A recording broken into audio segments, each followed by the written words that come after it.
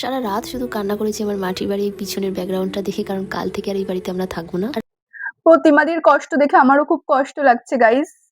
আমি roast video বানাই তার মানে এই না যে আমার কারোর কষ্ট দেখে কষ্ট হয় না, অবশ্যই আমার কষ্ট হচ্ছে, বাট এতটাও হচ্ছে না যতটা প্রতিমাদি দেখাচ্ছে। মানে অতিরিক্তই নাটক করছে, ঠিক আছে। রাত বাজে তখন 12:30। আমি শুয়ে শুয়ে ভাবছিলাম, আমি তো কালকের এই মাটির বাড়িটা ছেড়ে পাকা বাড়িতে চলে যাবো, তাহলে হ্যাঁ, এটা স্বাভাবিক যে এক জায়গায় থেকে আরেক জায়গায় যাচ্ছে, কষ্ট হচ্ছে। এত বছর ছিল একটা জায়গায়, এখন হট করে অন্য জায়গায় যাচ্ছে, কষ্ট হচ্ছে। বাট প্রতিমাদি তো একটু আলাদা লেভেলেরই নাটক করছে।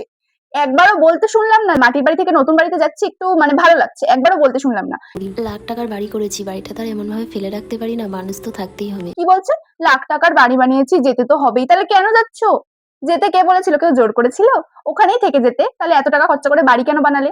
আর বানিয়ে যতক্ষণ ফেলেইছো, তাহলে একটুখানি অন্তত মুখ ফুটে এইটুকখানি তো বলো যে নতুন বাড়িতে যাচ্ছি, সত্যিই মন থেকে খুব ভালো লাগছে, নিজের সাফল্যে বাড়ি বানিয়েছি, নিজের সফলতায় বাড়ি বানিয়েছি।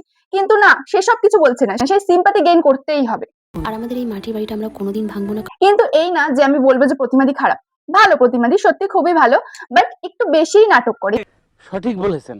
এক্ষুনি কিছু হচ্ছে কি যে দেখো না, চামচে এসে অন্ধভক্তরা এসে আমার কমেন্ট বক্সে খারাপ খারাপ কথা বলবে, বাট তাতে সত্যি আমার কিছু যায় আসে না, কেননা অন্ধভক্ত হওয়া না ভালো না।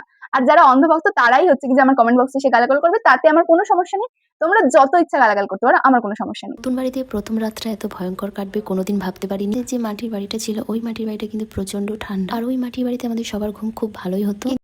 নতুন বাড়িতে এত গরম যে সারা রাত ঘুমই হয়নি, এমন বিচ্ছিরি রাত কেটেছে সেটা ভাবার মতো না।